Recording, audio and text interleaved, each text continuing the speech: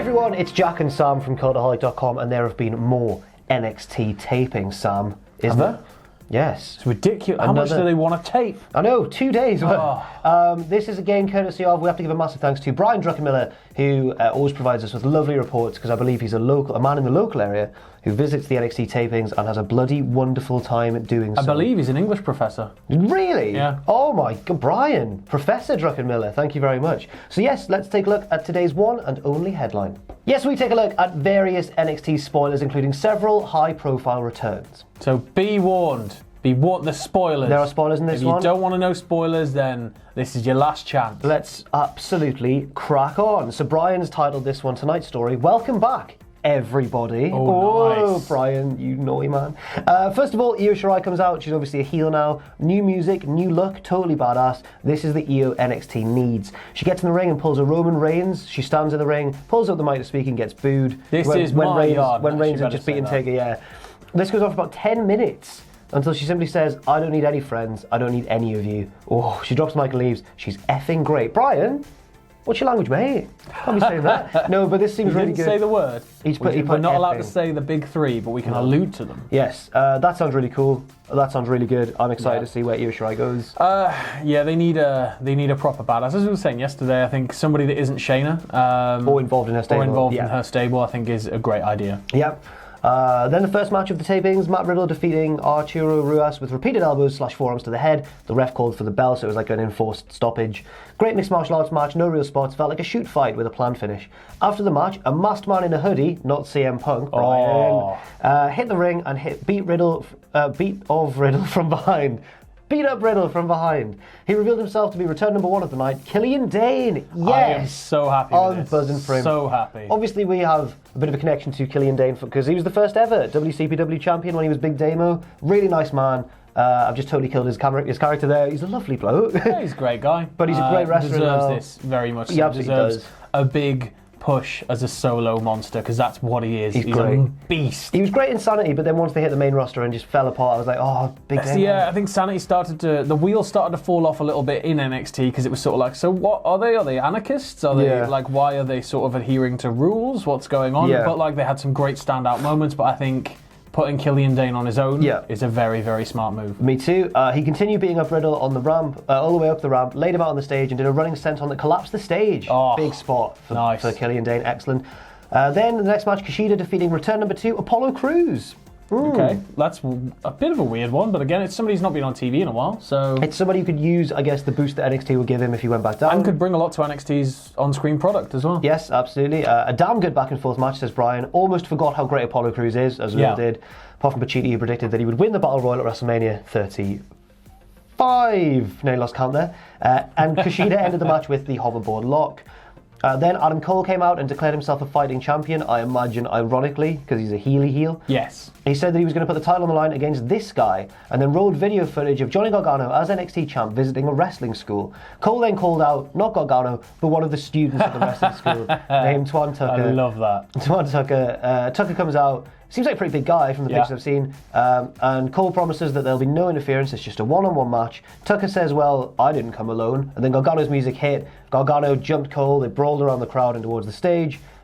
Seems like Brian's put way to give up a championship opportunity. Tucker, back of the line. But seems to be leading up to like a third and final blow-off match between the two. Yeah. Maybe with a stipulation to differentiate it from... Although the first one had 2 out of 3 falls. You could have the ultimate swerve and have Cole lose and then the era get called up before Gargano does. Oh my God. I don't think that's a wise thing to do. Next up, the new NXT Tag Team Champions defended their title successfully against Oney Lorcan and Danny Burch, which we've seen set up recently on the current sort of timeline of NXT these past few weeks.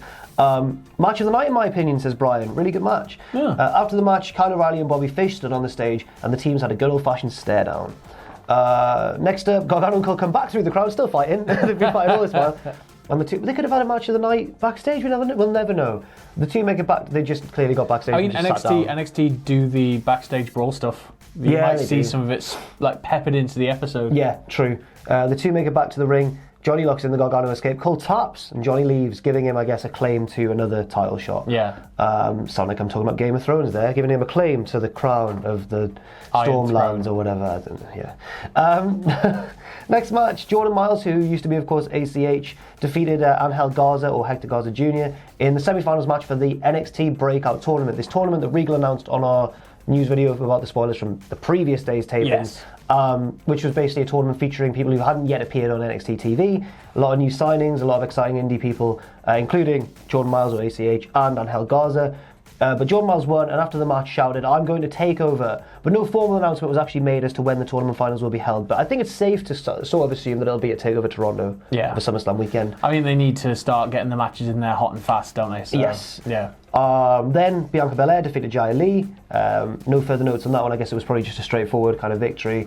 Then Velveteen Dream entered the ring and claimed that the only way I'll step down as champ is when the Dream dies. He then called out Roderick Strong, saying Roddy is a hell of a man, but we know he's not big enough to ride this ride. Saucy. And then Brian's put, "Oh Dream, you filthy man." And he used the comma as well. Maybe he is an English professor. Roderick Strong came out and stated that at TakeOver Toronto, the Dream will die. But then, so that seemed to be set up a North American title match between Dream and Roderick Strong. But then came return number 3, Pete Dunne, who has, of course, not been in proper NXT for a while. He's been over in NXT UK, losing his belt to Walter. Now, he snapped Strong's fingers, stared down Dream, and then stared at the North American title as Dream backed out of the ring. Now, that match, if that turns out to be a singles match, but Roddy still seems involved, but if they go Dream versus Dunne... That's going to be a hell of a match.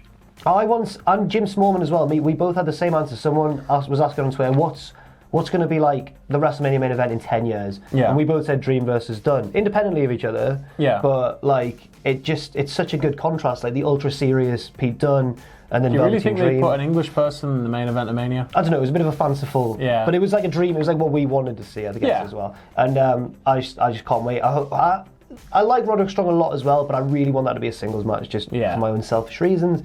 Then Io Shirai versus Kacy Catanzaro, the star of the WWE Performance Center YouTube channel. No, she's really promising though. Yeah, she is. She's watching her work in the ring is insane, and she's I think she came from American Ninja Warrior. Yep. Which had something to do with that, which is just the level of fitness you need to be able to do that in general. Yeah. And then when you watch her move around the ring, it's very clear she's going to go very far. Yes. But you'd expect this. Excuse me. You'd expect this would be a beatdown with Shirai just having turned heel. Yeah. And it would just be a bit of a squash. But no, the match barely got underway before Candice LeRae came down and beat up Irai. There's Candice again, ruining everything. Whoa. It's all she bloody does. So Brian guesses that Io won via DQ, but it doesn't sound like there was an official announcement. Sort of, the match was thrown out, I guess. Yeah. Candice grabbed a chair, Io backed away, heads are going to roll. Not literally, of course. That would be nuts. Brian... Wrestling could use a little bit of, decapitation? Yeah, like Hollywood style, it was actually a dummy all along, but you didn't realise because the other wrestler was so good they were carrying it to a great match. Lucha Underground did a bit of killing off characters. Well, they killed, was it Dario Cueto died with the big electric glove? I think he may have come back. Yeah. Oh no, I can't remember. It was weird. Jack Swagger's the Lucha Underground champion. Damian Priest or Punishment Martinez. I don't like this. Defeated Keith Lee. Oh. Keith Lee. Well, Keith Lee is in need of some sort of long-lasting feud.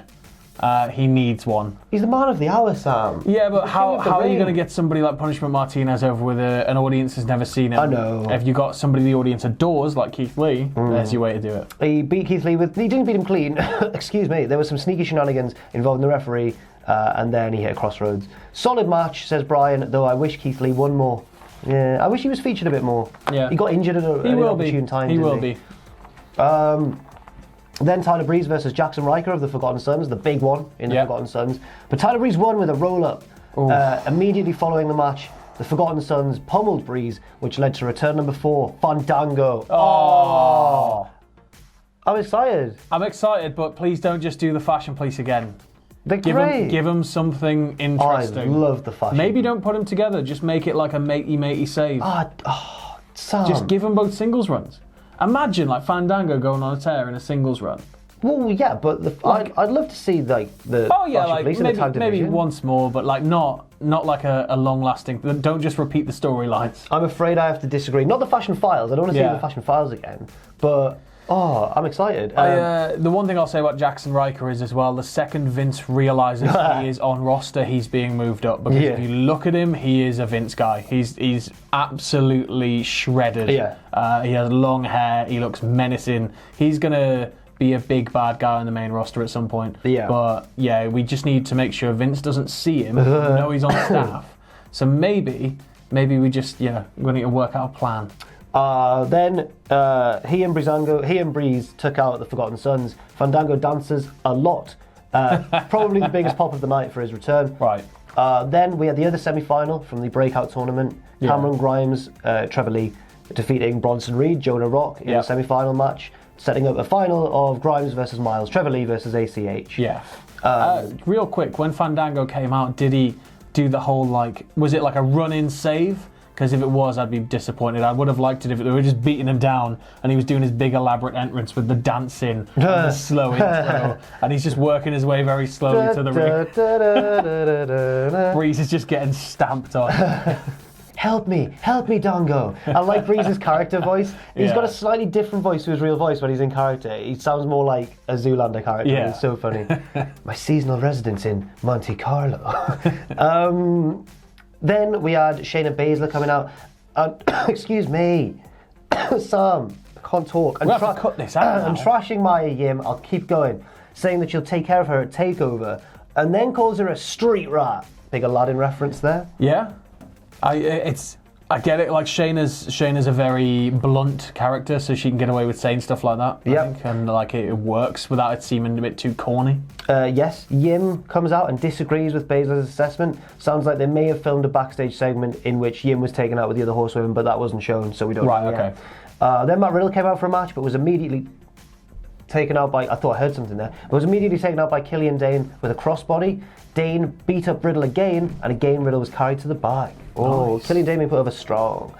Kushida defeats the same unnamed jobber from previous night. Perhaps they needed to reshoot this match. Almost the same match, spot for spot. Wait, wrestling isn't real?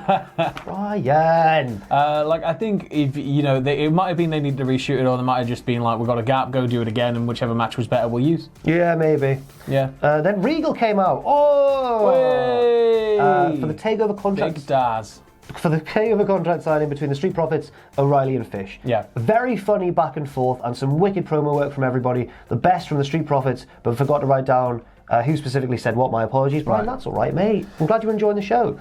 Who said, you've shocked the system since coming. Multiple championships on every episode of NXT TV, on every single TakeOver since you've been here. You've been every team in NXT. You're probably the best tag team ever. But with that said, what makes you think losing is an option for us? Oh, there's only one option, and that's to win. At TakeOver, the Street Profits are going to beat that ass. And that's undisputed. Very impassioned, awesome segment. He says, I wish the main roster contract signings were this good. Losing is always an option. Not for the Street Profits. It's a contest. I don't care what they think in their hearts. They've got to think with their heads. This is athletic contest. Not for Angelo and Montez. Competition. Then Shane Thorne defeated Joaquin Wilde, who is DJZ, I believe. Yep. And then the last match of the old tapings was Pete Dunne and Roderick Strong. Pete Dunne won via finger-bending submission. After the match... That's got to be Pete going on to face Dream, right? Hopefully. After the match, no offence to Roderick Strong, after the match, Dream tried sneaking up on Dunne, who caught him, snapped Dream's fingers, and hit the bitter end. Roddy... So Roddy's still involved. Roddy yelled that the NA title, the North American title, will be his. No official announcement was made, but perhaps a triple threat at TakeOver, question mark? So thank you very much to Brian for that run through. Very informed, very good stuff. Thank you very much. Now, there are 7 potential TakeOver Toronto matches set up. Okay.